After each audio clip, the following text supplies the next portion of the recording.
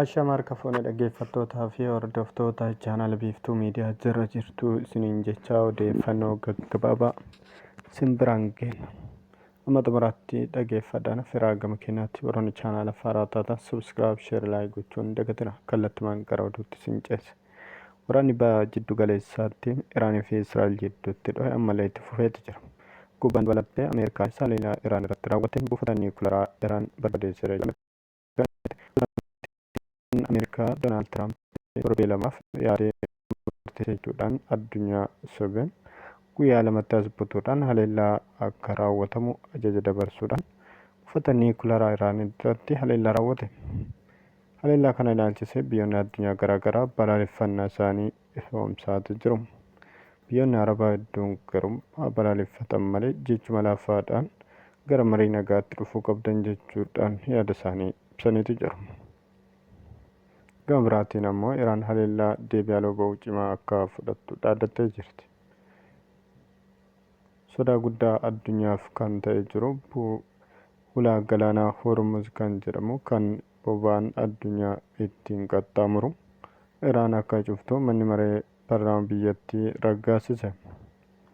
Seera kana kan murteessuu danda'u hoogganaa olaanaa Iraan Ayatollah Ali Khamenei qofa jedhamuudhaan eeggamaatu jira. Hoogganaa olaanaa Iraan Ayatollah Ali Khamenei murtee kana garuu ajaja hin dabarsine hanga ammaatti eeggamaatu jira.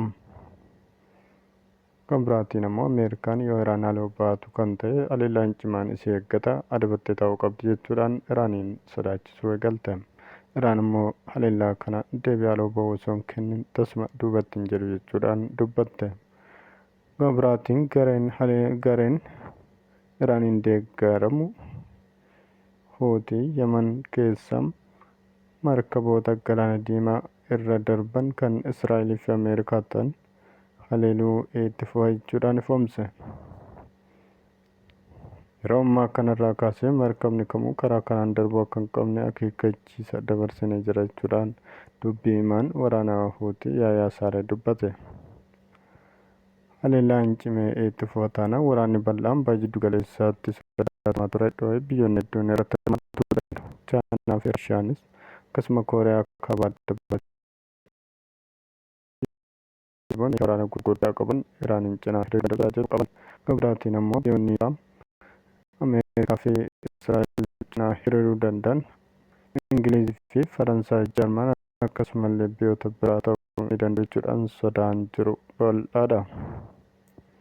Haa ta'u malee waraanni kun balaa guddaa qaqqabsiisa jechuudhaan addunyaan dafee waraanni kun dhaabbatuu qaba jechuudhaan waamicha godhaatu jira. Waraana kana Iraaniin irratti haleellaa kan raawwataa jirtu Ameerikaa ta'uu ifoomee erga jedheen booda addunyaan sodaa guddaadhaan guutamteetu jirti.